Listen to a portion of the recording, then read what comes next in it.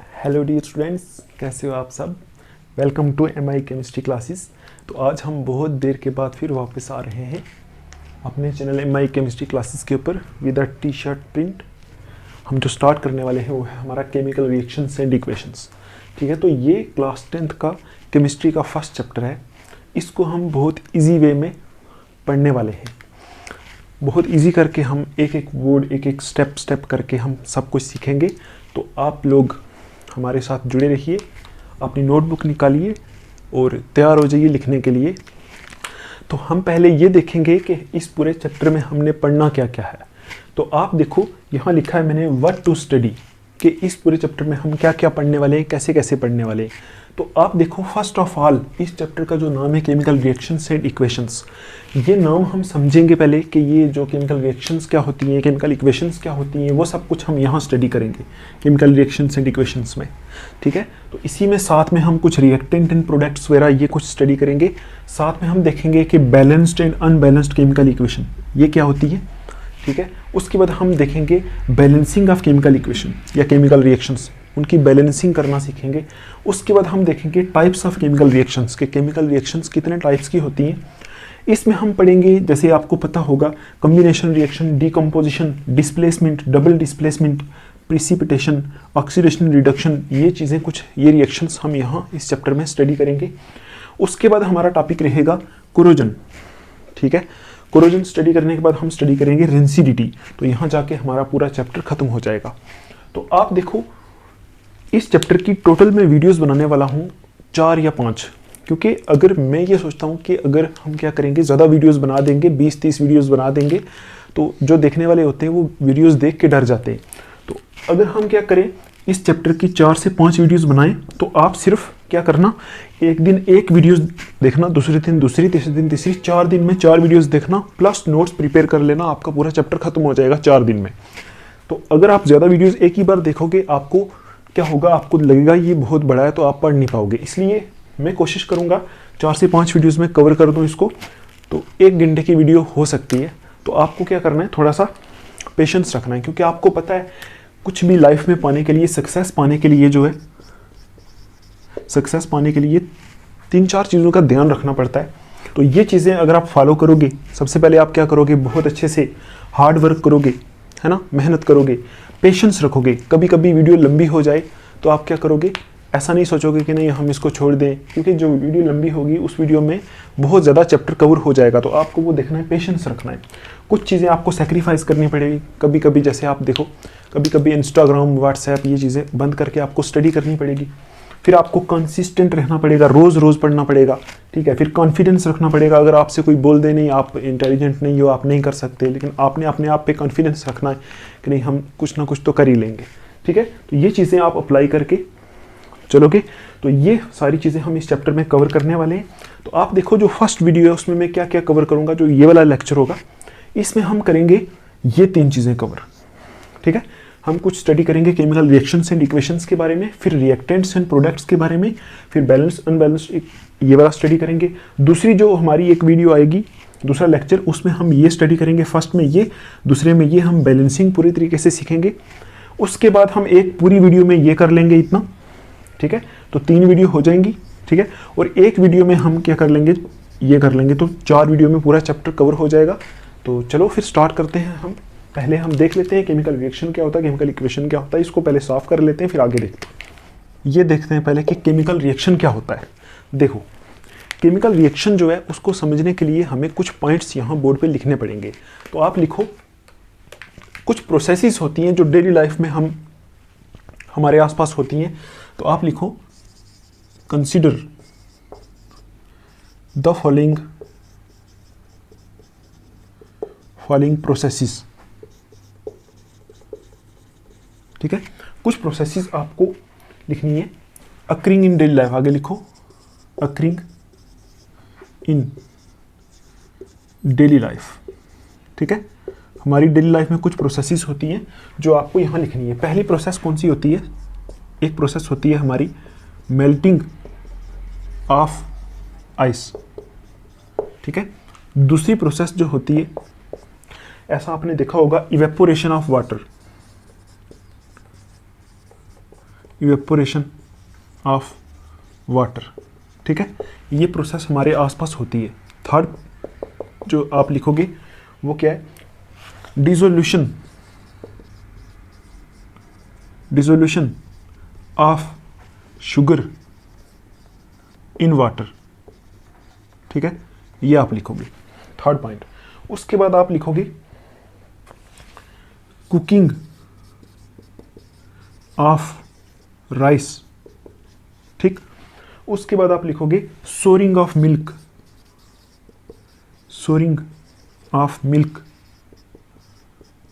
इन summers. ठीक है, ये आपको लिखना है। बर्निंग ऑफ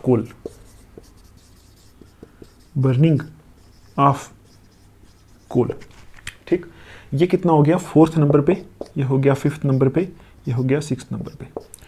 अब आप देखो, मैंने अभी आपको क्या बोला है, पेशेंस रखना है। ये जो मैं ऐसे पढ़ा रहा हूँ, देखो मेरे पास पढ़ाने के बहुत तरीके हैं। मैं ऐसा भी कर सकता हूँ, आपके लिए पूरा एक बार लिख दूँ फिर समझा दो, लेकिन वैसे आपके नोट्स प्रिपेयर नहीं होंगे। ऐसे आपके नोट्स साथ साथ प्रिपेयर हो जाएंगे। आपको बस एक बार वीडियो देखनी है, नोट्स बनाने हैं, उनको पढ़ लेना, एग्जाम देना है बस। ठीक है, तो आपको अभी देखो ये कुछ प्रोसेसेस है, इनको हम देखते हैं। देखो यहाँ लिखा है कि कंसिडर द फॉलोइंग प्रोसेसेस, मतलब कुछ प्रोसेसेस जो हमारी डेली लाइफ में होती हैं उनको हम कंसिडर करें अगर, तो यहाँ लिखा है, पहली चीज़ लिखा है मेल्टिंग ऑफ आइस। आपको पता है मेल्टिंग ऑफ आइस का मतलब क्या होता है, आइस होती है बर्फ़, ये आइस होती है बर्फ़, इसका पिघल जाना उसको बोलते हैं मेल्टिंग ऑफ आइस। ठीक है, दूसरा है इवेपोरेशन ऑफ वाटर। आपने देखा होगा इवेपोरेशन ऑफ वाटर का मतलब क्या होता है, इवेपोरेशन होता है कि जब पानी को बाहर रख देते हैं ना तो अपने आप पानी वहाँ से उड़ जाता है, भाप बन के उड़ जाता है, उसको बोलते हैं इवेपोरेशन। तो वो हमारे आसपास प्रोसेस होता है। उसके बाद आप देखो लिखा है dissolution of sugar in water, मतलब हम जो हमारी शुगर होती है, चीनी होती है, उसको वाटर में जब डिसोल्यूशन करते हैं उसकी, मतलब उसको पानी में घोलते हैं, ऐसा भी हम आसपास करते हैं। अब देखो आप कुकिंग ऑफ राइस, जैसे हम चावल को पका देते हैं। उसके बाद है souring of milk in summers. Souring of milk का मतलब हो गया, सोरिंग का मतलब होता है खट्टा हो जाना। आपको पता है गर्मियों में जो मिल्क होता है, जो दूध होता है, वो क्या हो जाता है, खट्टा हो जाता है, तो उसको क्या बोलते हैं, souring of milk in summers. Summers बोलते हैं गर्मियों को। ठीक है, उसके बाद देखो लिखा है बर्निंग ऑफ कोल, कोयला जब हम जला देते हैं। तो ये कुछ प्रोसेसेस हमारे आसपास होती हैं। ठीक है, तो आपको क्या करना है, इन प्रोसेसेस में थे ऐसा समझना है। देखो कुछ यहाँ ऐसी प्रोसेसेस है, कैसी प्रोसेसेस है, देखो पहली जो चीज़ है ये वाली प्रोसेस है, ये वाली प्रोसेस है और ये वाली प्रोसेस है ना। इसमें और इसमें आप देखोगे no new substances are formed. ठीक है, इसमें कोई न्यू सब्सटेंसेस नहीं बनते। ठीक है, फर्स्ट, सेकंड एंड थर्ड, इसमें क्या है, आप देखो कोई भी नई चीज़ नहीं बन रही। नई चीज़ नहीं बन रही, कैसे नहीं बन रही, देखो मेल्टिंग ऑफ आइस है जो, इसका मतलब है कि बर्फ़ का पिघल जाना। आप देखो बर्फ़ क्या होती है, वो भी पानी की बनी हुई है, जब पिघलेगी उसके बाद भी क्या बनेगा, पानी बनेगा। तो कुछ नया नहीं बना, वही पानी है। ठीक है, उसके बाद आप देखो evaporation of water. Evaporation of water का मतलब है पानी का भाप बन जाना। तो आप देखो जब पानी है वो भी वाटर तो वाटर ही है, भाप जो बन गया वो भी तो वाटर ही है, भाप जो होता है पानी का वो भी तो वाटर ही होता है, कुछ नया नहीं बन रहा है। ठीक है, इसमें भी बर्फ़ से पानी बन रहा है, कुछ नया नहीं बन रहा। इसमें भी क्या हो रहा है, पानी से भाप बन रहा है, कुछ नया नहीं बन रहा है। ठीक है, उसके बाद आप देखो जब dissolution of sugar in water करते हैं, मतलब पानी में चीनी मिक्स करते हैं, तो क्या बनता है, कुछ भी नहीं। चीनी रहती है, शुगर रहती है उसमें, और वाटर रहता है ना। कुछ नया नहीं बनता, सिर्फ पानी मीठा हो जाता है, मतलब पानी में शुगर हो गई, डिजॉल्व हो गई, तो पानी शुगर। तो इसमें कुछ भी नया नहीं बनता। देखो और भी एक चीज़ आप देख सकते हो, जैसे मैं बोलूँ हमारे पास एक पेपर है, ये हमारा पेपर है। ठीक है, इसको आप क्या कर दो, यहाँ से काट दो। देखो काटने से क्या होगा, कुछ नया बनेगा, नहीं बनेगा। पेपर काटने से कट जाएगा, कुछ नया नहीं बनने वाला। अब आप देखो कैसे समझ सकते हैं इसको, आप यहाँ लिखोगे, देखो इसके आगे, ये सिर्फ समझने के लिए, आप इसके आगे लिखोगे ये जो 3 प्रोसेसेस हैं, इधर लिखोगे ऐसी processes, such processes in which no new substances, ठीक है, are formed, are called physical changes. ठीक। आप देखो ये जो प्रोसेसेस हमने यहाँ लिखी हैं, ऐसी प्रोसेसेस हैं जिनमें कुछ नया नहीं बन रहा है, वही चीज़ रिपीट हो रही है। आप इनको ऐसे भी समझ सकते हो, इसमें क्या होता है, रिवर्स होती है चीज़। रिवर्स का मतलब है कि जब देखो मेल्टिंग ऑफ आइस है, मेल्टिंग ऑफ आइस का जब क्या होता है, बर्फ से पानी बनता है तो उल्टा पानी से बर्फ भी बन सकती है। मतलब ये जो प्रोसेस है ये रिवर्स हो सकती है, ठीक है। यहाँ से यहाँ भी जा सकती है, यहाँ से यहाँ भी आ सकती है, रिवर्स हो सकती है। दूसरा आप देखो इवेपोरेशन ऑफ वाटर, ये भी प्रोसेस रिवर्स हो सकती है। जब पानी से भाप बनते हैं, भाप से पानी भी बन सकता है, ठीक है, वो भी रिवर्स हो सकती है, ठीक है। तो आप देखो जब ये मैंने एग्जांपल ली थी पेपर वाली, ये जो पेपर है इसको यहाँ से काट दो तो ये भी तो रिवर्स हो सकता है, मतलब आप इसको जोड़ भी सकते हो। तो इसमें कुछ नया नहीं बन रहा है, वही चीज़ें कभी इस तरफ जा रही हैं, कभी इस तरफ जा रही हैं। तो ऐसी प्रोसेसेस, देखो प्रोसेसेस क्यों बोला मैंने, आपको पता है ना, अभी मैंने यहाँ लिखा था कुछ प्रोसेसेस हमारी लाइफ में होती हैं, मतलब कुछ चीज़ें हमारी लाइफ में होती हैं।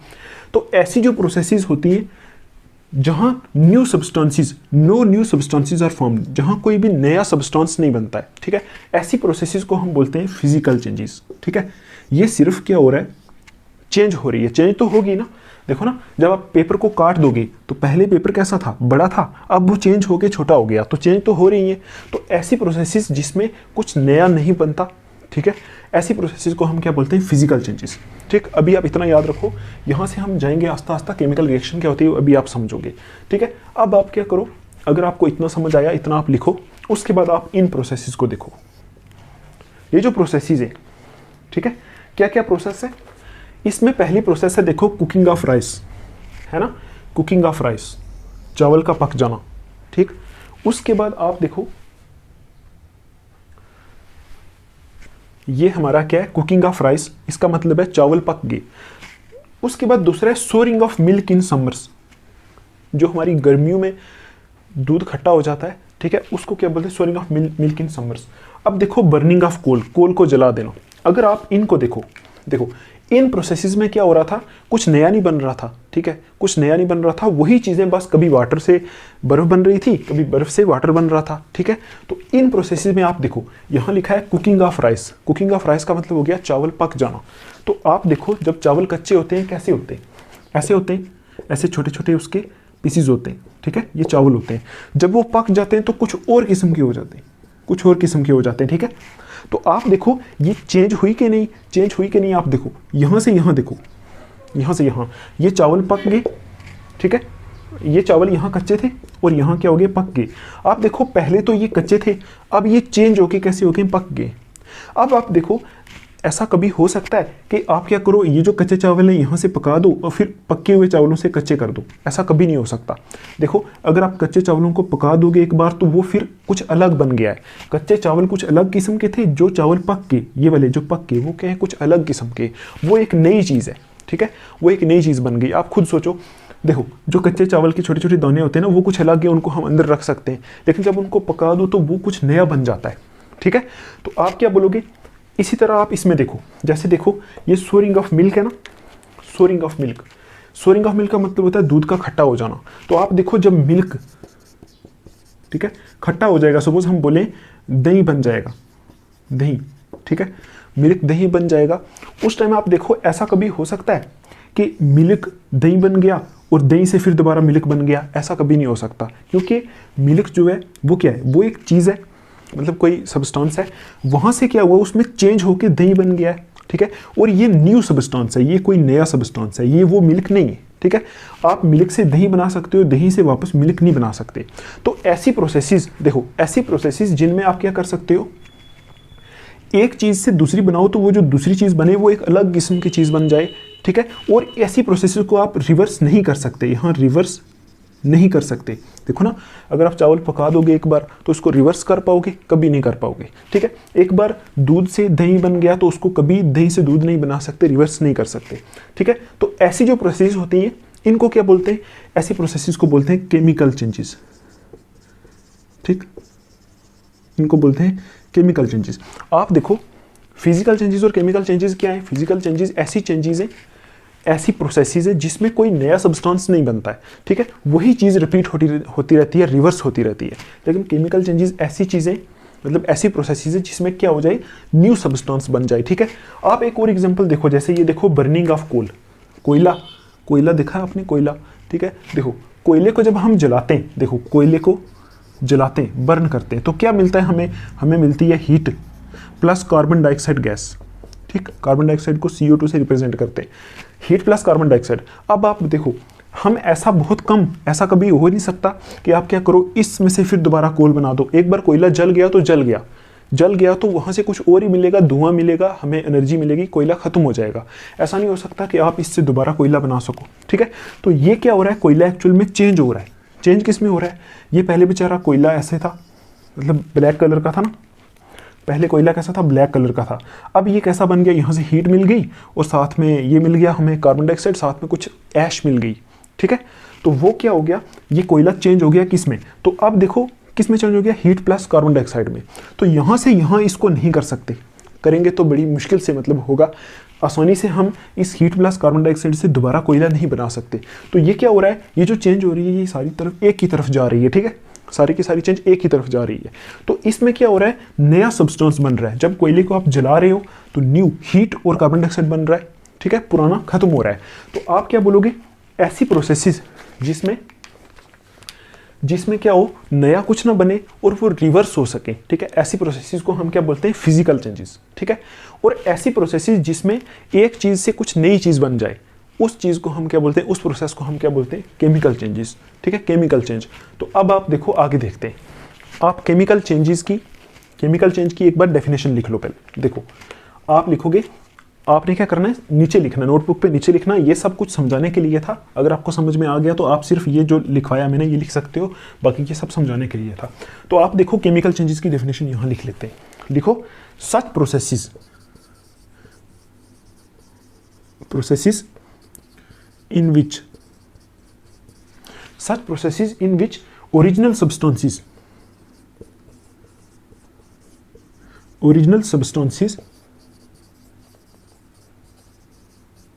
ठीक है, original substances lose their nature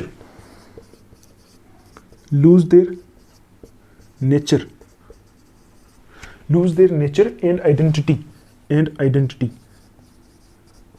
ठीक है, lose their nature and identity and form new chemical substances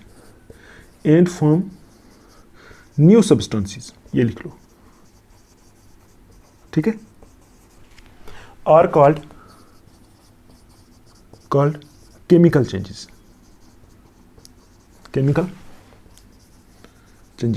ठीक, ये डेफिनेशन है।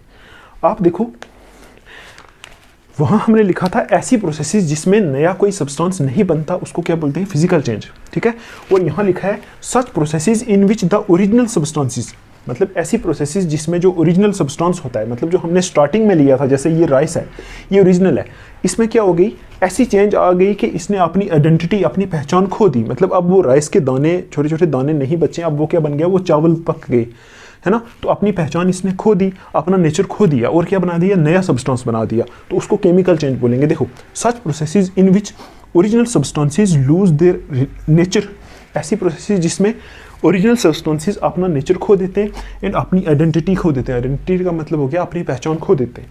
एंड फॉर्म न्यू सब्सटेंसेस, नए सब्सटेंसेस बना लेते हैं, उनको क्या बोलते हैं? ऐसी प्रोसेसेस को हम क्या बोलते हैं? Chemical changes. ठीक है, आप देखो, आपको केमिकल चेंजेस समझ आया। ठीक, आपसे मैं बोल दूं अगर कि ये जो मार्कर है, ठीक है, इसको मैं क्या कर रहा हूं, यहां से काट रहा हूं। ठीक है, तो आप क्या बोलोगे, कौन सी चेंज है? आप बोलोगे ये तो काट रहे हो, काटने से फिर जुड़ भी सकता है, इसको गम लगाओ, ठीक है, तो वो जुड़ सकता है। ठीक है, तो इसका मतलब कौन सी चेंज है? Physical change. अब मैं आपसे बोलूँ इस मार्कर को जला दो, ठीक है, तो अगर आप इसको जला दोगे फिर वो वैसा मार्कर नहीं बन सकता, तो ये कौन सी चेंज हो गई? Chemical change. ठीक है, और क्या एग्जाम्पल हो सकती है? कपड़े, जो सपोज ये कपड़े, इसको यहाँ से काट दो तो फिर से जुड़ सकते हैं। ठीक है, तो कौन सी चेंज? Physical change. तो अगर कपड़ों को मैं बोलूँ जला दूँ तो कौन सी चेंज? Chemical change. ठीक है, इसी तरह आपके आसपास और भी बहुत सारे प्रोसेसेस होते हैं जिसमें क्या होता है, जिसमें फिजिकल चेंजेस और केमिकल चेंजेस होती है। ठीक, तो आई होप आपको इतना समझ में आया होगा। अभी देखो आप, हम यहाँ से केमिकल चेंजेस से कहाँ जाते हैं? केमिकल रिएक्शन की तरफ। पहले इसको साफ करते हैं फिर आगे देखते हैं। अभी तक जो हमने पढ़ा अगर आपको समझ में आया, अब मैं एक डेफिनेशन लिखता हूँ, आप उसको देखना। ठीक है, तो आप यहाँ लिखो the process involving a chemical change. लिखो the process involving involving a chemical change, chemical change, ठीक है। The process involving a chemical change is called a chemical reaction, chemical reaction, ठीक। देखो यहां अभी हमने लिखा है कि the process involving a chemical change, मतलब ऐसी प्रोसेस जिसमें क्या हो, केमिकल चेंज, उसी को हम क्या बोल सकते हैं, केमिकल रिएक्शन बोल सकते हैं, ठीक। आई समझ आपको, ठीक है। आप देखो सपोज अगर मैं आपको एग्जांपल दूं तो आपको पता है राइस जो होते हैं ना वो पक जाते हैं। सपोज यहां मैं लिख रहा हूं पक गए, ठीक है। तो आप देखो राइस पक गए, ये कौन सी चेंज है, ठीक है। बताओ ये कौन सी चेंज है, राइस पक गई, ये कौन सी चेंज है, केमिकल चेंज। तो आप देखो ये जो केमिकल चेंज है, इस प्रोसेस को वो प्रोसेस जिसमें केमिकल चेंज होती है, ठीक है, जहां केमिकल चेंज होती है उसी को हम क्या बोल सकते हैं, केमिकल रिएक्शन भी बोल सकते हैं, ठीक। आई समझ आपको। तो ये राइस क्या हो गई, पक गई, है ना।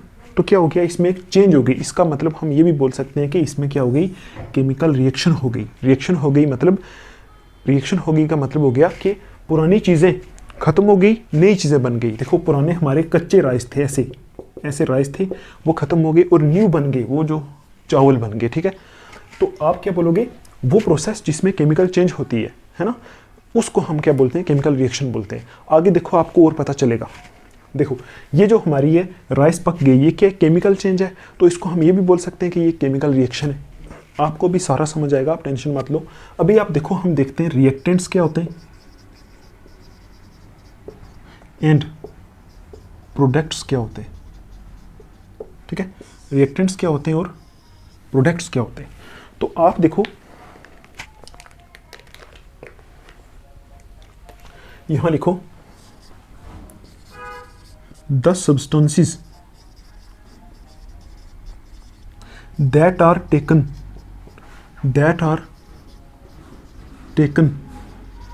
originally, ठीक है, originally in a chemical reaction, ठीक है, chemical reaction, ठीक है, are called reactants, ठीक। और दूसरी डेफिनेशन भी लिख दो, प्रोडक्ट क्या होते हैं।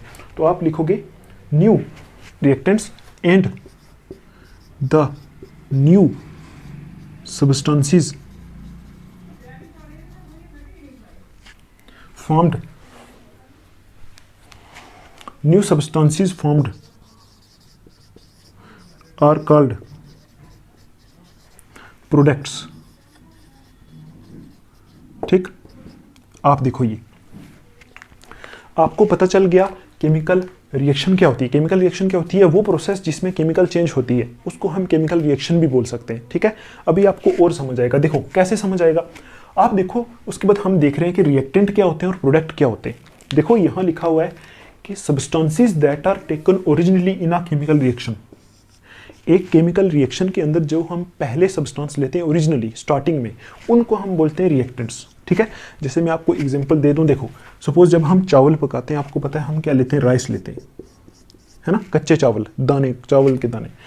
बताओ और क्या लेते हैं साथ में, आप बोलोगे साथ में पानी तो डालते ही हैं, ठीक, पानी तो डालते ही हैं, वाटर भी देते हैं। मैं यहाँ प्लस लगा देता हूँ कि हमने क्या किया, राइस ले लिए, साथ में क्या डाल दिया, उसमें पानी डाल दिया। और आपको पता है यहाँ से क्या बनता है, यहाँ से बनते हैं हमारे चावल, ठीक है। और कौन से चावल बनते हैं, पक्के हुए राइस बनते हैं, कौन से, पक्के राइस। अब आप देखो हमने क्या किया, हमने स्टार्टिंग में क्या किया, स्टार्टिंग में क्या लिया, स्टार्टिंग में हमने ये लिया, हमने चावल लिए कच्चे, प्लस डाल दिया पानी। तो आप देखो स्टार्टिंग में हमने जो चीज़ ली ना, इन्हीं को हम बोलते हैं रिएक्टेंट्स, ठीक। आई समझ आपको। और जो नया बना, नया क्या बना था, देखो पहले हम जो स्टार्टिंग में लिया था वो तो गया, वो तो उसमें चला गया, न्यू बन गया। जो न्यू चीज़ बन जाती है उसको बोलते हैं प्रोडक्ट, ठीक है। प्रोडक्ट्स अगर 2-3 होंगे तो प्रोडक्ट्स बोलेंगे, एक होगा तो प्रोडक्ट बोलेंगे। इस डेफिनेशन में यही लिखा हुआ है, देखो डेफिनेशन में क्या लिखा है, the substances that are taken originally in a chemical reaction, वो सब्सटेंसेस जिनको हम ओरिजिनली स्टार्टिंग में किसी केमिकल रिएक्शन में लेते हैं। केमिकल रिएक्शन में लेने का मतलब है जिनमें हम केमिकल चेंज करा के देखते हैं, ठीक है। इसमें केमिकल चेंज करा के देख रहे हैं ना, उन सब्सटेंसेस को आप क्या बोलते हो, रिएक्टेंट्स बोलते हो, ठीक है। और जो न्यू सब्सटेंसेस बनते हैं उनको क्या बोलते हैं, प्रोडक्ट्स बोलते हैं। तो आप देखो ऐसा ही कुछ होता है, चावल में हम क्या करते हैं, पानी डालते हैं और चावल पक जाते हैं। तो आप बताओ, चावल में पानी डालो, उसको हीट करो, पक जाएंगे, तो क्या केमिकल चेंज है? केमिकल चेंज है ना। मतलब ये ऐसे है कि यहाँ से यहाँ तो चले जाएंगे, मतलब पक जाएंगे, लेकिन उधर से इधर वापस नहीं आने वाले। पके हुए चावल को कच्चा करना बड़ा मुश्किल है, तो इसका मतलब ये कौन सी चेंज है, केमिकल चेंज। अब आप देखो, यही जो केमिकल चेंज है इसी को ही हम केमिकल रिएक्शन बोल रहे हैं, ठीक है। तो आप देखो, जो रिएक्ट मतलब है ना, रिएक्ट का मतलब केमिस्ट्री में हो गया मेरे हिसाब से जुड़ना, JUDNA, जुड़ने का मतलब है। देखो इसमें ये जो मैंने लिखा है यहाँ, इसको आप ऐसे भी बोल सकते हो, चावल में क्या हो गई, केमिकल चेंज हो गई, ठीक। आप ऐसा भी बोल सकते हो, चावल, ये जो कच्चे चावल थे ये पानी के साथ जुड़ गए और क्या बना गए पक्के चावल। तो आप देखो, मैं ऐसा भी बोल सकता हूँ कि चावल पानी के साथ जुड़ गए और क्या बना दिया, पक्के चावल बना दिए। मैं ऐसा भी बोल सकता हूँ कि ये जो चावल है ये पानी के साथ क्या कर गए, रिएक्ट कर गए। रिएक्ट का मतलब हो गया जुड़ गए, ठीक है। तो आप क्या बोलोगे, चावल पानी के साथ रिएक्ट कर गए और क्या बना गए, प्रोडक्ट बना गए। प्रोडक्ट क्या, चावल बना गए, कौन से, पक्के वाले। तो आप ऐसा बोलोगे कि केमिकल रिएक्शन है जो, उसको क्या बोलते हैं। तो आपको आई होप समझ में आया होगा केमिकल रिएक्शन क्या होती है। केमिकल रिएक्शन हो गई कि ऐसी प्रोसेस जिसमें क्या हो, एक केमिकल चेंज हो रही है। तो हम ऐसा भी बोल सकते हैं इसको कि ये चावल क्या है, चावल पानी के साथ रिएक्ट कर गए और क्या बना दिया, पक्के चावल बना गए। और एग्जांपल दे सकते हो आप, देखो जैसे कोल होता है ना, कोल, तो आपको पता है कोल को जब हम जलाते हैं तो हम क्या करते हैं, उसको जलाते हैं, लेकिन जलाने के लिए क्या चाहिए आपको पता है, कोई भी चीज़ जब जलती है उसके लिए चाहिए ऑक्सीजन। तो हम इसका मतलब यहाँ लिखेंगे, इसको हम ऑक्सीजन के साथ क्या करते हैं, जलाते हैं।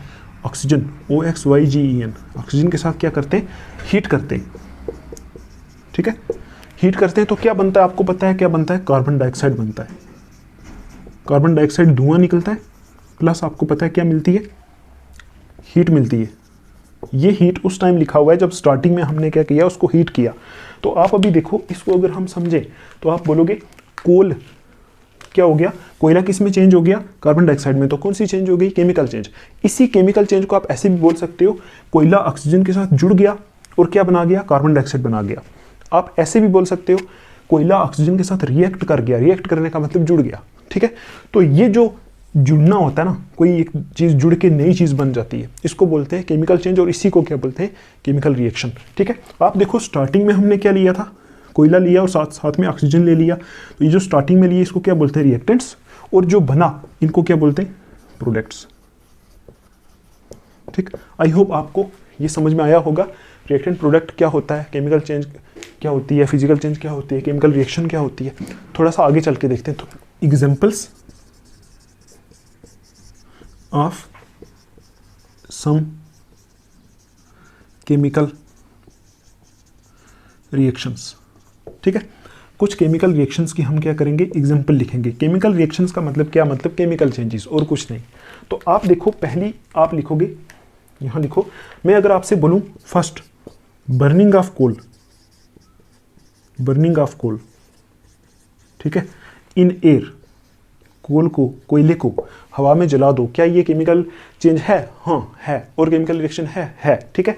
अब देखो दूसरी क्या हो सकती है केमिकल रिएक्शन की एग्जांपल, बर्निंग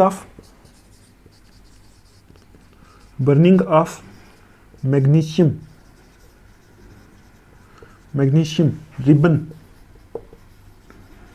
इन एयर, हवा में मैग्नीशियम रिबन को जला दो। आपको पता है मैग्नीशियम क्या होता है, वो एक मेटल है, उसका एटॉमिक नंबर होता है 12, मेटल है, उसको हवा में जला दो। आपको पता है किसी भी किस्म का आप जलाओगे, अगर कुछ भी जलाओगे तो वो क्या, केमिकल चेंज है, और जो केमिकल चेंज होती है वही तो केमिकल रिएक्शन होती है।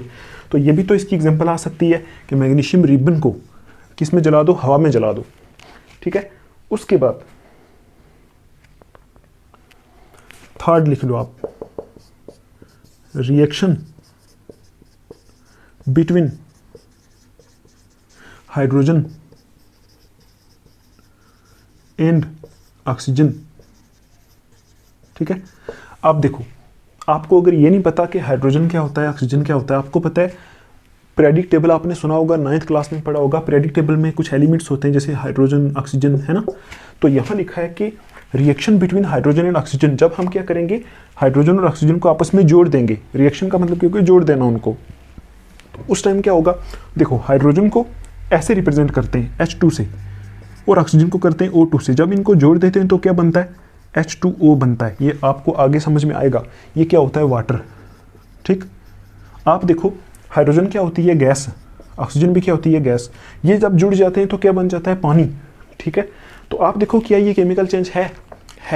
क्यों, क्योंकि देखो स्टार्टिंग में हाइड्रोजन था, ऑक्सीजन था, ये अलग थे, लेकिन जब जुड़ गए कुछ अलग बन गया। ये पानी तो इनसे बिल्कुल अलग है, ये पानी लिक्विड है, ये होती हैं गैसेज।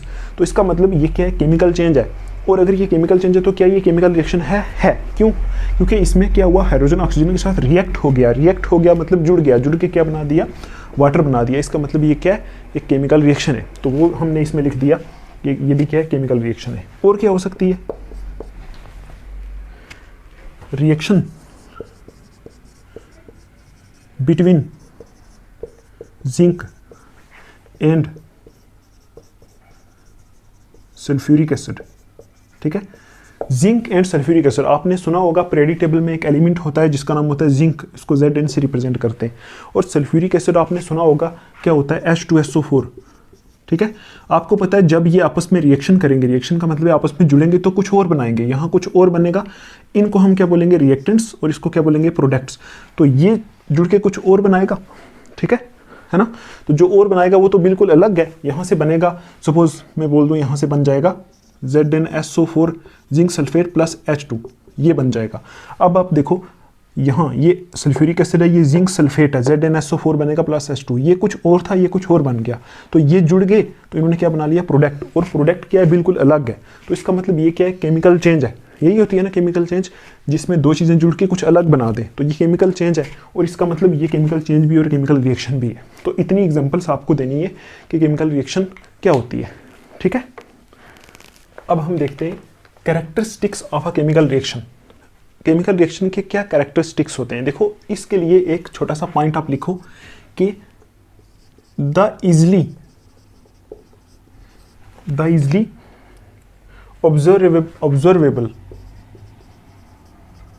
ऑब्जर्वेबल चेंजेस, ठीक है, दैट टेक प्लेस। ठीक, the easily observable changes that take place in a chemical reaction, in a chemical reaction, ठीक है, आर कॉल्ड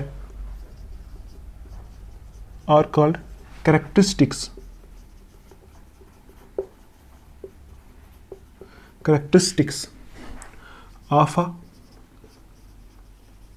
chemical reaction। ठीक है, तो आप characteristic of a chemical reaction को कैसे बोलते हो।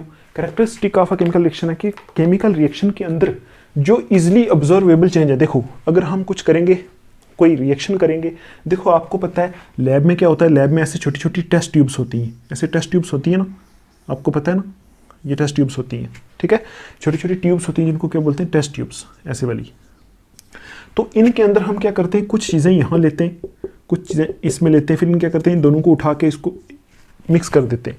तो मिक्स करने के बाद हम बोलते हैं कि यहाँ से कुछ नया बना, उसको हमने किसी दूसरी टेस्ट ट्यूब में ले लिया। ठीक है, तो आप देखो जब इसमें कुछ ऐसा कुछ होगा, ठीक, तो हमें कैसे पता चलेगा वो जो न्यू बना है वो नया बना भी है कि नहीं। वो जो न्यू यहाँ कुछ बना है क्या वो इन दोनों में से ही कोई है या कोई नया बना भी है कि नहीं बना। ठीक है, तो इसलिए हम क्या करते हैं, हमारे पास कुछ चीज़ें होती हैं जो हम ऑब्जर्व करके देखते हैं, जो हम ऊपर से देख के ये चेक कर लेते हैं कि क्या कुछ नया बना है कि नहीं। तो उनको हम क्या बोलते हैं, characteristic of a chemical reaction. देखो वही लिखा है इजिली ऑब्जर्वेबल चेंजेस, मतलब जो आसानी से किसी केमिकल रिएक्शन के दौरान चीज़ें ऑब्जर्व हो जाएं, तो उनको हम क्या कर सकते हैं, उनको बोल सकते हैं characteristics of a chemical reaction. ठीक है, तो आप देखो इसमें ये हमने क्या किया है, केमिकल चेंज की, इन दोनों को मिलाया और ये बनाया है। आप बोलो इन दोनों को मिलाया, इनको क्या बोलते हैं, रिएक्टेंट्स। ठीक है, और ये बनाया, इसको क्या बोलते हैं, प्रोडक्ट। ठीक है, और क्या ये केमिकल चेंज है, हाँ, इन दोनों को मिलाया तो ये न्यू बना, तो इसको बोलेंगे केमिकल चेंज, और इसी को क्या बोलेंगे, केमिकल रिएक्शन। ठीक है, क्यों, क्योंकि ये वाली टेस्ट ट्यूब आपस में जुड़ गई, जुड़ के ये बना दिया, तो इसको क्या बोलेंगे, केमिकल रिएक्शन। ठीक है। तो आप देखो कुछ ऐसी आसानी से ऑब्जर्व होने वाली चीज़ें होती हैं जो केमिकल रिएक्शन के दौरान होती हैं, ठीक है, उनको हम क्या बोलते हैं, characteristics of a chemical reaction. तो पहली उसमें जो चीज़ होती है इंपॉर्टेंट कैरेक्टरिस्टिक्स, आप लिखो important characteristics are as under, ठीक। इंपॉर्टेंट कैरेक्टरिस्टिक्स जो होते हैं केमिकल रिएक्शन के वो हम यहाँ एक्सप्लेन करने वाले हैं। तो पहला कैरेक्टरिस्टिक होता है हमारा फॉर्मेशन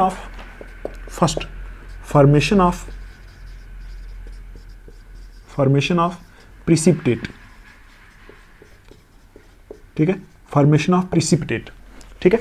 आप पहले लिख लो फिर समझते हैं। दूसरा होता है एवोल्यूशन ऑफ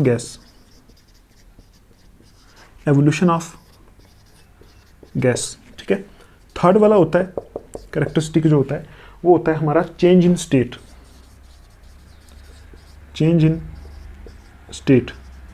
ठीक। फोर्थ कैरेक्टरिस्टिक होता है हमारा चेंज इन टेम्परेचर,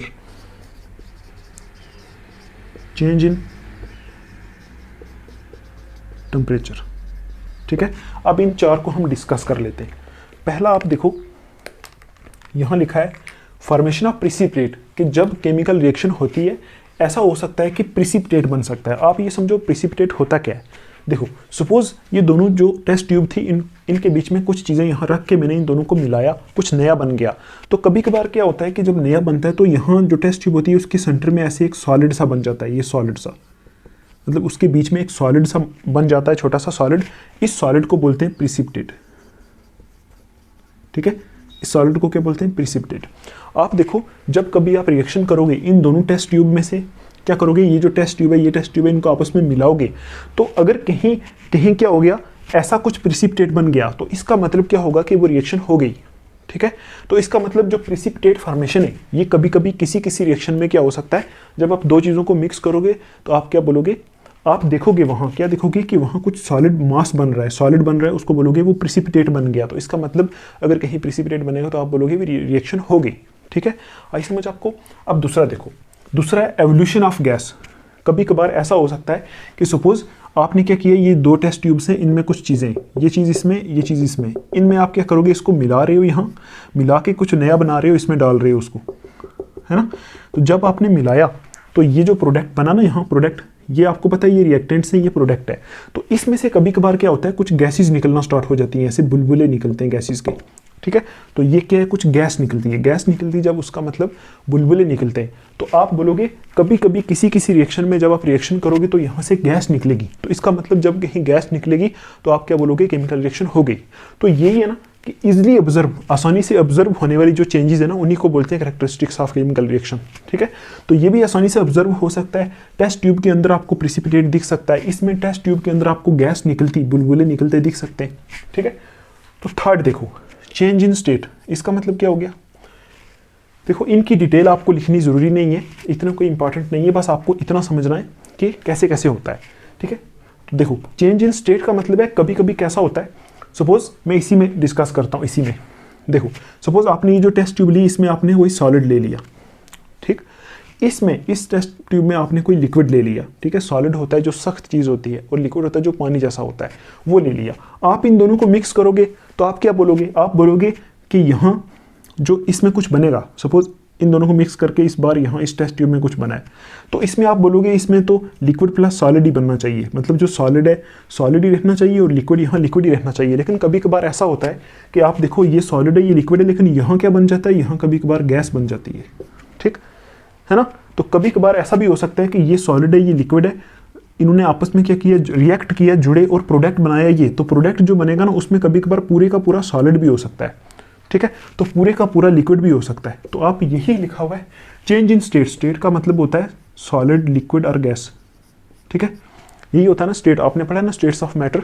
तो चेंज इन स्टेट का मतलब हो गया कि कभी कभी अगर आप सॉलिड चीज़ लेते हो तो आगे प्रोडक्ट क्या बन जाता है, लिक्विड बन जाता है। कभी आप अगर लिक्विड लेते हो तो आगे सॉलिड बन जाता है, कभी गैस लेते हो तो आगे लिक्विड बन जाता है। तो क्या होता है, केमिकल रिएक्शन के दौरान स्टेट चेंज हो सकती है, ठीक। तो अगर कहीं आपको रिएक्शन के दौरान स्टेट चेंज दिखेगी तो आप क्या बोलोगे, रिएक्शन हो गई, ठीक। आई होप आपको ये समझ में आया होगा। अब देखो ये वाला point change in temperature. Chemical reaction के दौरान टेम्परेचर चेंज हो सकता है। कैसे हो सकता है? आप देखोगे कभी कभी, देखो ये सारी चीज़ें हम पढ़ते हैं कहाँ डिस्कस करते हैं, केमिस्ट्री लैब के अंदर, ठीक है। तो मैं आपको बस इतना समझा रहा हूँ, आप इंटरनेट पे सर्च कर सकते हो कि टेस्ट ट्यूब कैसी होती है, ठीक है। आप देखो चेंज इन टेम्परेचर में आप कैसे समझोगे। कभी कभी ऐसा हो सकता है, देखो ये टेस्ट ट्यूब आपने ली, ये टेस्ट ट्यूब आपने ली, इन दोनों को प्लस कराया, यहाँ प्रोडक्ट बना दिया ये, ठीक। और एक और रिएक्शन कराई आपने, एक टेस्ट ट्यूब ली, एक टेस्ट ट्यूब यहाँ से ली और यहाँ से और रिएक्शन कराई, तो यहाँ ये प्रोडक्ट बन गया। सपोज इसमें कुछ था, इसमें कुछ था, ठीक है, इसमें भी कुछ था और इसमें भी था, ठीक। तो आप क्या बोलोगे?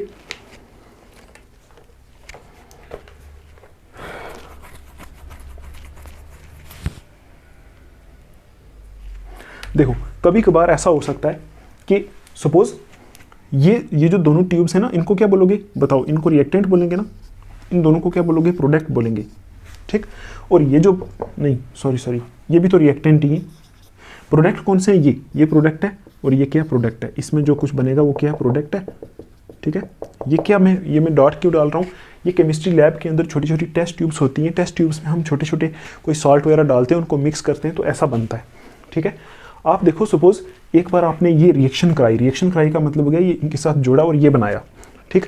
तो आप कभी कभी ऐसा भी देख सकते हो, अगर इसका टेम्परेचर था, सपोज इन दोनों का टेम्परेचर था कितना, सपोज 25 डिग्री था। टेम्परेचर का मतलब होता है 25 डिग्री सेल्सियस हीट। तो कभी कभी आप ऐसा देख सकते हो कि जो प्रोडक्ट बनता है ना, उसका टेम्परेचर 50 डिग्री होगा, ठीक। आई समझ? अब आप देखो जो आपने रिएक्टेंट्स लिए, मतलब स्टार्टिंग में जो चीज़ ली उसका टेम्परेचर क्या था, कम था। तो जब आपने रिएक्शन कराई तो टेम्परेचर बढ़ गया, 50 डिग्री सेल्सियस हो गया ना। तो ऐसा कभी कभी आपको देखने को मिलता है। और कभी कभी ऐसा भी आपको मिलता है कि सपोज इसका टेम्परेचर 25 डिग्री सेल्सियस था इन दोनों का, जब आपने इन दोनों को मिक्स किया तो ये बनाया, इसका टेम्परेचर हो गया 10 डिग्री सेल्सियस, ठीक है। आप देखो एक बार टेम्परेचर क्या हो गया, बढ़ गया। टेम्परेचर का मतलब होता है हीट, है ना। टेम्परेचर बढ़ गया, इसका मतलब वो जो टेस्ट ट्यूब थी, ये वाली टेस्ट ट्यूब क्या हो गई, हीट अप हो गई।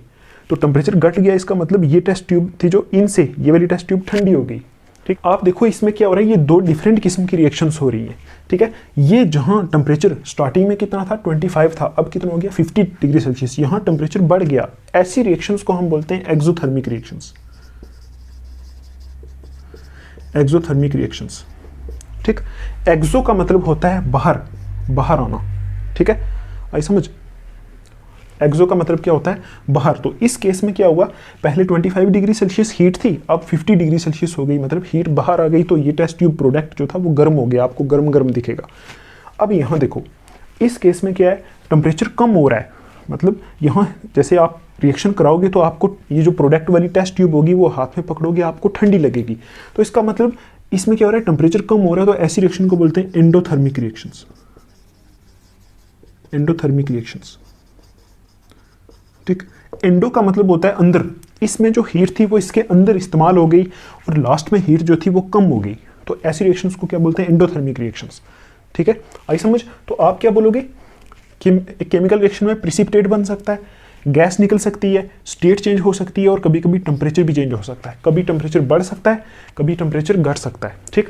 तो मैं क्या करता हूँ, आपको एक्सोथर्मिक और एंडोथर्मिक रिएक्शन की डेफिनेशन लिखवा देता हूँ। आप लिखो, यहां लिखो, reactions which are accompanied by rise in temperature, ठीक है, जिसमें टेम्परेचर बढ़ गया, are called exothermic reactions, exothermic reactions, ठीक। जिसमें टेम्परेचर बढ़ गया उनको क्या बोलोगे, एक्सोथर्मिक रिएक्शंस। वो हमने यहां देखा। और इसका उल्टा लिखो, reactions which are accompanied by, क्या लिखूं, which are accompanied by fall in temperature, ठीक है। इनको क्या बोलोगे, are called endothermic reactions, endothermic reactions. आपको समझ आया? हमने देख लिया केमिकल रिएक्शन के दौरान क्या हो सकता है, केमिकल रिएक्शन के दौरान टेम्परेचर चेंज हो सकता है। तो ऐसी रिएक्शंस जिनमें टेम्परेचर बढ़ जाएगा, कब बढ़ जाएगा, जब स्टार्टिंग में जब दो चीज़ें ली थी उनका टेम्परेचर जब सपोज 25 डिग्री सेल्सियस था, आगे टेम्परेचर बढ़ गया 50 डिग्री सेल्सियस हो गया, टेम्परेचर ज़्यादा हो गया। कब ज़्यादा हो गया, जब प्रोडक्ट वाली ट्यूब के साथ आपने हाथ लगाया। तो ऐसी रिएक्शंस को क्या बोलते हैं, ऐसी रिएक्शंस को बोलते हैं एक्सोथर्मिक रिएक्शंस। यहाँ लिखा है reactions which are accompanied by rise in temperature. ऐसी रिएक्शन जिसमें क्या होता है, टेम्परेचर राइज हो जाता है, राइज का मतलब होता है बढ़ जाता है, उनको बोलते हैं क्या, एक्सोथर्मिक रिएक्शंस। और ऐसी reactions which are accompanied by fall in temperature, जिसमें क्या होता है टेम्परेचर घट जाता है, इन रिएक्शंस को क्या बोलते हैं, एंडोथर्मिक रिएक्शंस। ठीक है, तो आई होप आपको इतना समझ आया होगा। इसको साफ करते हैं, फिर थोड़ा सा आगे चलते हैं। अगर आप थक गए हो तो इस टाइम वीडियो को बंद कर सकते हो, बाद में फिर यहाँ से आगे देख सकते हो। क्यों? क्योंकि अगर आप एक दिन में पूरी एक वीडियो देखोगे, 4 दिन में आपका चैप्टर खत्म हो जाएगा। ठीक है, तो आप यहाँ देखो, हमने क्या पढ़ लिया, हमने पढ़ लिया केमिकल रिएक्शंस के बारे में। ठीक है, केमिकल रिएक्शन क्या होती है, रिएक्टेंट प्रोडक्ट क्या होते हैं, उनको अच्छे से समझ लिया। अब हम पढ़ेंगे थोड़ा सा केमिकल इक्वेशन क्या होती है, तो फिर आपको पता चल जाएगा केमिकल रिएक्शन और इक्वेशन क्या चीज़ होती है। तो आप देखो, इसमें हम पहले एक स्टेप लिखते हैं। लिखो, to explain the reaction between zinc and sulfuric acid। ठीक, देखो अभी हमने पीछे एक रिएक्शन पढ़ी थी ना, जिंक प्लस सल्फ्यूरिक एसिड वाली। तो मैंने यहाँ लिखा है कि उस रिएक्शन को एक्सप्लेन करने के लिए हम क्या लिख सकते हैं, हम लिख सकते हैं, देखो क्या हुआ था उसमें, हम लिख सकते हैं zinc reacts with sulphuric acid, sulphuric acid. ठीक है, टू फॉर्म जिंक सल्फेट। ठीक है, zinc sulphate and hydrogen gas. ठीक है, ये जो रिएक्शन है, अभी हमने कुछ देर पहले पढ़ा था जिंक प्लस सल्फ्यूरिक एसिड। इसको एक्सप्लेन करने के लिए हम ऐसे लिख सकते हैं, बड़े बड़े लंबे वर्ड्स में लिख सकते हैं। क्या लिख सकते हैं कि जिंक जो है वो क्या करता है, सल्फ्यूरिक एसिड के साथ रिएक्ट करता है और क्या बनाता है, जिंक सल्फेट बनाता है प्लस हाइड्रोजन गैस बनाता है, ऐसा लिख सकते हैं। लेकिन आप देखो, दुनिया में बहुत ज़्यादा केमिकल रिएक्शंस हैं। तो अगर इतनी ज़्यादा केमिकल रिएक्शंस हैं, अगर हम क्या करेंगे, उन सब केमिकल रिएक्शंस को इतने लंबी लंबी लाइनों में लिखेंगे तो दुनिया की सारी किताबें केमिकल रिएक्शन से भर जाएंगी। ठीक, तो आप क्या करोगे, इस मेथड को किसी ना किसी तरह आप क्या करते हो, शॉर्ट करते हो। ठीक है, तो आप यहां लिखोगे, हमें क्या करना है, यहां लिख सकते हो कि ये क्या एक लॉन्ग सेंटेंस है, लॉन्ग सेंटेंस। ठीक है, ये क्या एक लॉन्ग सेंटेंस है। तो हमें क्या करना है, हमें क्या करना है, we must follow a short method. मतलब हमें क्या करना है, एक शॉर्ट मेथड फॉलो करना है। ठीक है, शॉर्ट मेथड फॉलो करना है, ताकि हम ये जो बड़ी बड़ी रिएक्शंस हैं इनको शॉर्ट हैंड मेथड में क्या कर सके, लिख सके। तो आप देखो, हम क्या करेंगे, हमें क्या करना चाहिए, एक शॉर्ट हैंड मेथड हमें बनाना चाहिए, ताकि हम क्या करें, ये जो बड़ी बड़ी रिएक्शंस हैं इनको क्या करें, आसानी से छोटी छोटी जगह पे लिख सकें। तो उसके लिए हमारे पास क्या होता है, केमिकल रिएक्शन को रिप्रेजेंट करने के 2 तरीके होते हैं। देखो ना, ये लिखा ना केमिकल रिएक्शन, इसको रिप्रेजेंट करने के क्या होते हैं, 2 तरीके। देखो ये हमने क्या लिखा है, ये केमिकल रिएक्शन लिखी है जो लॉन्ग सेंटेंस में लिखी है, लंबी सेंटेंस में। इसी को रिप्रेजेंट करने के 2 तरीके होते हैं। ठीक है, तो हमारे पास क्या होते हैं, देयर आर 2 मेथड्स। ठीक है, ऑफ रिप्रेजेंटिंग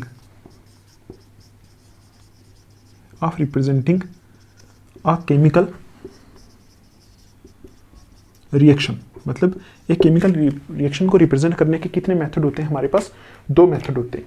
पहला मेथड होता है, फर्स्ट मेथड होता है इन टर्म्स ऑफ वर्ड्स। ठीक, ये जो लंबी रिएक्शन हमने लिखी है ना, इसको रिप्रेजेंट करने के क्या होते हैं, 2 तरीके। एक मेथड होता है जिसको हम वर्ड्स के टर्म्स में क्या करते हैं, इसको रिप्रेजेंट करते हैं और इसको बोलते हैं word equation, called word equation. इसको क्या बोलते हैं, वर्ड इक्वेशन। तो आपको पता है इक्वेशन क्या होती है, आपने मैथमेटिक्स में पढ़ा होगा। सपोज मैं बोलूँ x + y = 2, तो ऐसा कुछ हो गया, ये क्या एक इक्वेशन है। ऐसा ही कुछ होता है केमिकल इक्वेशन भी, आपको पता चलने वाला है। देखो 2 मेथड होते हैं किसको रिप्रेजेंट करने के, इसको रिप्रेजेंट करने के 2 मेथड होते हैं, उनको हम क्या बोलते हैं, एक मेथड होता है जिसमें हम in terms of word explain करते हैं, और दूसरे मेथड में हम कुछ और करते हैं। तो जिसमें हम वर्ड्स की टर्म्स में एक्सप्लेन करते हैं उसको बोलते हैं वर्ड इक्वेशन। ठीक है, तो आप देखो ये जो केमिकल रिएक्शन मैंने यहाँ लिखी है इसको वर्ड के टर्म्स में कैसे लिखेंगे। आप देखो यहाँ हमने लिखा है zinc reacts with sulphuric acid. आपको पता है रिएक्ट का मतलब क्या होता है, जुड़ना। तो आप ऐसे लिख सकते हो जिंक प्लस सल्फ्यूरिक एसिड, लिख सकते हैं। यही तो मतलब हो गया, zinc reacts with sulphuric acid, मतलब जिंक सल्फ्यूरिक एसिड के साथ जुड़ रहा है, और प्लस का मतलब भी तो जुड़ना ही होता है। ठीक है, तो ऐसा लिख सकते हो इसको, जिंक प्लस सल्फ्यूरिक एसिड। आगे लिखा है to form zinc sulphate and hydrogen gas. To form मतलब क्या बन रहा है, जिंक सल्फेट बन रहा है और क्या बन रहा है, हाइड्रोजन गैस। तो आप देखो इस केस में आप एक ऐसा एरो लगाते हो। ठीक, ये एरो लगाते हो कहाँ से कहाँ, रिएक्टेंट, ये रिएक्टेंट्स है ना, यहाँ से उस तरफ। तो देखो आगे क्या बन रहा है, टू फॉर्म जिंक सल्फेट, तो यहाँ आप क्या लिखते हो, जिंक सल्फेट। ठीक है, प्लस क्या बन रहा है, हाइड्रोजन गैस, तो यहां लिखोगे क्या, हाइड्रोजन गैस। देखो ये क्या चीज है, ये जो मैंने लिखा है इन टर्म्स ऑफ वर्ड, इसने किसको रिप्रेजेंट किया है, इसी केमिकल रिएक्शन को रिप्रेजेंट किया है जो लंबी फॉर्म में लिखी हुई थी। ठीक है, वही लिखा है यहाँ जिंक प्लस सल्फ्यूरिक एसिड, और यहाँ से बन गया zinc sulphate plus hydrogen gas. तो आप देखो जिंक प्लस सल्फ्यूरिक एसिड का मतलब है ये दोनों आपस में जुड़ गए और क्या बना दिया, एक तो जिंक सल्फेट बना दिया, उसके साथ में हाइड्रोजन गैस बना दिया। ठीक, तो ये जो एरो है, ये एरो क्या दिखाता है, ये आपको हमेशा कहाँ लगाना है, रिएक्टेंट से प्रोडक्ट की तरफ लगाना है। ठीक है, ये रिएक्टेंट से आप दिखाओ, ये रिएक्टेंट से ये आपस में जुड़ रहे हैं, और ये क्या चीज़ है, प्रोडक्ट। ठीक, प्रोडक्ट बन रहे, तो यहाँ से यहाँ एरो लगाओगे। ठीक है, तो क्या आपको लगेगा कि दो रिएक्टेंट आपस में जुड़ रहे हैं और क्या बन रहा है, प्रोडक्ट बन रहा है। तो आप देखो ये एक मेथड हो सकता है इस इक्वेशन को शॉर्ट करने के लिए, हो सकता है कि नहीं। देखो ना ये एक बहुत लंबी इक्वेशन है, ऐसी हम बार बार तो नहीं लिख सकते, इसको शॉर्ट करके लिखेंगे किस मेथड में, ऐसे मेथड में। तो देखो ये क्या है, थोड़ा सा शॉर्ट मेथड है। अब आप देखो ऐसी जो इक्वेशन होती है ना, ऐसी इक्वेशन इसको क्या बोलते हैं, इसको बोलते हैं वर्ड इक्वेशन। वर्ड इक्वेशन इसलिए बोला क्योंकि इसमें हमने पूरे पूरे वर्ड्स क्या कर दिए, यूज कर दिए। ठीक है, अब देखो नेक्स्ट मेथड, एक और मेथड होता है कि in terms of symbols and formulas, in terms of symbols and formulas. आपको पता है, आपने केमिस्ट्री अगर थोड़ी सी पढ़ी, आपको पता है केमिस्ट्री में हर चीज़ के सिंबल होते हैं, जैसे हाइड्रोजन का H हो गया, ऑक्सीजन का O हो गया, हर चीज़ का फार्मूला होता है। जैसे सल्फ्यूरिक एसिड का हो गया H2SO4, ठीक है, और HCl हाइड्रोक्लोरिक एसिड का हो गया HCl, ऐसे करके सोडियम क्लोराइड का हो गया NaCl। तो ये क्या होते हैं, केमिस्ट्री में फार्मूले होते हैं, और यहाँ क्या होते हैं, एलिमेंट के सिंबल होते हैं, और कंपाउंड जो ये लिखे इनके सिंबल और फार्मूले होते हैं। तो इनके केस में भी हम क्या कर सकते हैं, इसको रिप्रेजेंट कर सकते हैं। कैसे, पहले कैसे किया था वर्ड्स में, अब कैसे किया in terms of symbols and formulas, मतलब सिंबल और फार्मूला यूज करके अब हम क्या करेंगे, इसको इस इक्वेशन को रिप्रेजेंट करेंगे। किस इक्वेशन को, इस इक्वेशन को। ठीक, तो जब हम क्या करते हैं, सिंबल और फार्मूला यूज करके किसी केमिकल रिएक्शन को रिप्रेजेंट करते हैं, तो उसी टाइम हम वो जो इक्वेशन बनती है उस इक्वेशन को बोल देते हैं हम केमिकल इक्वेशन। कहाँ लिखा था ये, उसको बोलते हैं केमिकल इक्वेशन। आप देखो यहाँ हम क्या यूज करते हैं, सिंबल एंड फार्मूलाज, और इसको क्या बोलते हैं, इसी को बोलते हैं हम केमिकल इक्वेशन।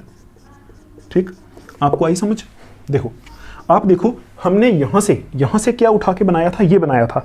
अब इससे हम क्या करेंगे, एक और बनाएंगे। देखो आपको पता है जिंक का सिंबल होता है Zn, प्लस सल्फ्यूरिक एसिड का फार्मूला होता है H2SO4। ठीक है, और यहाँ एरो वैसा ही रहेगा, और यहाँ क्या बनेगा, जिंक सल्फेट का होता है ZnSO4, प्लस हाइड्रोजन गैस है तो H2। ठीक है, ये बन गया हमारा।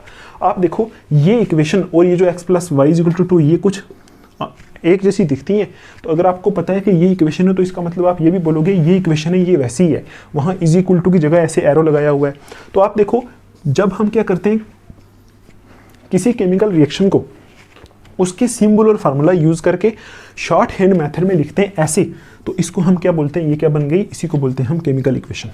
ठीक है, आई होप आपको समझ आया होगा केमिकल रिएक्शन क्या होता है और केमिकल इक्वेशन क्या होता है।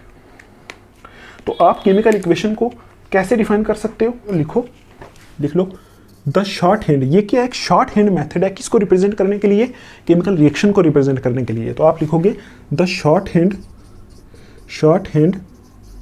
मेथड ऑफ रिप्रेजेंटिंग, ठीक है, रिप्रेजेंटिंग अ केमिकल रिएक्शन, ठीक है। आगे क्या लिखोगे, इन टर्म्स ऑफ सिंबल्स, ठीक है, सिंबल्स एंड फार्मूलाज, ठीक है, ऑफ रिएक्टेंट्स एंड प्रोडक्ट्स, ठीक है। देखो लिखा है short hand method of representing a chemical reaction, मतलब एक केमिकल रिएक्शन को रिप्रेजेंट करने का जो शॉर्ट मेथड होता है, किस बेस पे रिप्रेजेंट करते हैं, सिंबल और फार्मूला यूज करके। सिंबल और फार्मूला यूज करके किसका, रिएक्टेंट और प्रोडक्ट का सिंबल और फार्मूला यूज करके अगर हम क्या करते हैं, उसको रिप्रेजेंट करते हैं, इसको क्या बोलते हैं, इज कॉल्ड केमिकल इक्वेशन। इसको क्या बोलते हैं हम, केमिकल इक्वेशन, ठीक है। आई होप आपको इतना समझ में आया होगा। तो अगर आपको कुछ प्रॉब्लम आ रही है इस वीडियो में, तो आप क्या कर सकते हो, कमेंट्स में मुझे बता सकते हो, हमें ये चीज़ समझ में नहीं आई, मैं उसकी फिर से वीडियो बना के आपके लिए डाल दूंगा। आप ये देखो, इतना जो हमने पढ़ा, इसमें हम एक काम करते हैं, एक समराइज करके एक मैं लिख देता हूँ, उसके बाद हम रिवीजन करके फिर हमारी वीडियो खत्म। हम एक बार रिवीजन कर लेते हैं, ठीक है। हमने अभी क्या सीखा, हमने पहला सीखा कि केमिकल रिएक्शन क्या होती है, ठीक। आई होप आपको केमिकल रिएक्शन समझ में आया होगा। आपको पता है, मैंने यही बताया कि केमिकल रिएक्शन जो होती है, दो किस्म की चेंजेस होती है, एक फिजिकल चेंज होती है, केमिकल चेंज। जब केमिकल चेंज होती है, उसको, उस प्रोसेस को जिसमें केमिकल चेंज होती है, उसमें जिस प्रोसेस में केमिकल चेंज होती है, उसको क्या बोलते हैं, केमिकल रिएक्शन बोलते हैं, ठीक है। तो आपको ये समझ में आया। उसके बाद हमने यहाँ सीखा था, दूसरी चीज़ सीखी थी, रिएक्टेंट्स एंड प्रोडक्ट्स, ये क्या होते हैं। तो आपको मैंने बताया था, जो स्टार्टिंग में किसी केमिकल रिएक्शन में टेक पार्ट करते हैं, उनको क्या बोलते हैं, रिएक्टेंट्स बोलते हैं, और जो बनता है उसको क्या बोलते हैं, प्रोडक्ट बोलते हैं, ठीक है। और थर्ड चीज़ मैंने आपको क्या बताई, कैरेक्टरिस्टिक्स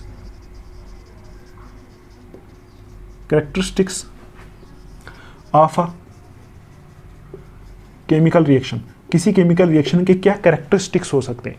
तो कैरेक्टरिस्टिक्स क्या होता है, मतलब कुछ ऑब्जर्वेबल चेंजेस होती हैं, मतलब जब रिएक्शन होती है उसमें क्या क्या ऑब्जर्वेबल चीज़ें होती हैं, उनको हम बोलते हैं कैरेक्टरिस्टिक। तो आपको बताया था, पहला प्रिसिपिटेट बन सकता है, दूसरा क्या हो सकता है, स्टेट चेंज हो सकती है, तीसरा गैस निकल सकती है, और फोर्थ टेम्परेचर चेंज हो सकता है। और जहाँ टेम्परेचर चेंज हो सकता है, या तो टेम्परेचर बढ़ सकता है या घट सकता है। तो जब बढ़ेगा उस वैसी रिएक्शन को बोलेंगे एक्सोथर्मिक रिएक्शन, जब घटेगा ऐसी रिएक्शन को क्या बोलोगे, एंडोथर्मिक रिएक्शन। तो ये हमने पढ़ा। उसके बाद हमने सीखा, लास्ट में हमने देखा केमिकल इक्वेशन क्या होता है। केमिकल इक्वेशन आपको बताया कि जब हम केमिकल रिएक्शन लिखते हैं तो वो बहुत बड़ी लाइनों में लिखते हैं, ठीक है। तो उतनी बड़ी लाइनें अगर हम किताबों में लिख देंगे तो वो बहुत बड़ी हो जाएंगी, ठीक है। हम क्या करते हैं, उसको शॉर्ट करके लिखते हैं। दो तरीके से। एक तरीका होता है जिसको बोलते हैं वर्ड इक्वेशन, उसमें हम वर्ड्स की फॉर्म में लिखते हैं, ठीक है। तो दूसरा मेथड होता है हमारा, जिसमें हम क्या करते हैं, सिंबल और फार्मूला यूज करते हैं, ठीक है। सिंबल और फार्मूला यूज करके जब हम क्या करते हैं, किसी केमिकल रिएक्शन को लिखते हैं, उसको क्या बोलते हैं, केमिकल इक्वेशन, ठीक है। तो आई होप आपको ये सब समझ में आया होगा। तो आप इसका आंसर दो और फिर आप छुट्टी कर दो। आपके सामने लिखा हुआ है, कोल रिएक्ट्स विद ऑक्सीजन, ठीक, टू फॉर्म कार्बन डाइऑक्साइड, ठीक, एंड हीट। ये मैंने लिखा है। पहली चीज है, आप बताओ क्या ये केमिकल चेंज है। आप बोलोगे हाँ। देखो, कोल रिएक्ट्स विद ऑक्सीजन, कोयला ऑक्सीजन के साथ जुड़ जाता है और कार्बन डाइऑक्साइड बना देता है। आप बोलोगे कोयला बदल गया, किसमें बदल गया, कार्बन डाइऑक्साइड में बदल गया, इसका मतलब केमिकल चेंज है। दूसरी चीज, क्या ये केमिकल रिएक्शन है, हाँ है। क्यों? क्योंकि आपको पता है रिएक्ट जहाँ यूज होता है तो रिएक्ट का मतलब वहाँ केमिकल रिएक्शन ही हुई है। तो आप बोलोगे कोयला किसके साथ जुड़ गया, ऑक्सीजन के साथ, और क्या बना गया, कार्बन डाइऑक्साइड एंड हीट। तो तीसरी चीज, क्या आप इसकी वर्ड इक्वेशन बना सकते हो, हाँ बना सकते हो। कोयला लिख दो यहाँ, कोल प्लस किसके साथ जुड़ा, ऑक्सीजन के साथ, यहाँ लिख दो ऑक्सीजन, ठीक है। क्या बनाया, एरो दो, क्या बनाया, कार्बन डाइऑक्साइड, यहाँ लिख दो कार्बन डाइऑक्साइड, ठीक, प्लस क्या बनाई, हीट, ठीक है। देखो, हीट को हम यूजुअली रिप्रेजेंट नहीं करते। हीट को कैसे लिखोगे, हीट को नहीं लिखते, बस ऐसे ही मैं क्या कर रहा हूँ, लिख रहा हूँ, ठीक। चलो लिख दो ऐसे समझाने के लिए सिर्फ। अब आप देखो, ये जो इक्वेशन बनी इसको क्या बोलते हैं, बताओ, बोलते हैं वर्ड इक्वेशन के नहीं, वर्ड इक्वेशन। आप देखो, इससे ये शॉर्ट है तो इसको क्या बोलेंगे, वर्ड इक्वेशन। आप देखो और शॉर्ट इसको करेंगे तो कैसे करोगे, कोयला जो कोयला होता है ना, आपने 8th क्लास में पढ़ा होगा, कोयला मोस्टली क्या होता है, कार्बन, ठीक। कार्बन सुना है आपने, प्रेडिक्टेबल में कार्बन एलिमेंट होता है, ठीक। तो जो कार्बन एलिमेंट होता है कोयला वही होता है। तो कोयला क्या होता है, कार्बन, तो यहाँ लिख दो कार्बन, प्लस ऑक्सीजन क्या होता है आपको पता है, O2 होता है ऑक्सीजन। तो यहाँ से क्या बनता है, कार्बन डाइऑक्साइड क्या होता है, CO2। हीट को मैं H से रिप्रेजेंट कर देता हूँ। यहाँ देखो हीट को हीट ही लिख देते हैं, हीट का कोई मेथड नहीं है ना, ठीक है। ना भी लिखोगे तो इतना भी चलेगा। अब आप देखो इसको छोड़ ही दो, हीट को रहने दो, हीट निकलती है हमें पता है, तो रिएक्शन तो इतनी है ना, कार्बन डाइऑक्साइड मिलता है, ठीक। आप देखो ये जो आप एक काम कर सकते हो, हीट को हीट भी लिख सकते हो, कोई टेंशन नहीं, ठीक। आप देखो सबसे लंबी ये थी, उससे छोटी ये, उससे छोटी ये, तो जो सबसे छोटा मेथड है इस केमिकल रिएक्शन को रिप्रेजेंट करने का, किसमें, सिंबल और फार्मूला। देखो ये सिंबल और फार्मूलाज हैं, इसको हम क्या बोलते हैं, इसको बोलते हैं केमिकल इक्वेशन, ठीक। तो देखो आप ऐसा अभी इतना सीख लो तो बहुत है। आई होप आपको आज की वीडियो का पूरा लेक्चर समझ में आया होगा। तो कोई प्रॉब्लम है तो आप पूछ सकते हो। तो हम मिलेंगे फिर नेक्स्ट लेक्चर में, तब तक के लिए आप अपना ध्यान रखें। Take care, thanks for watching.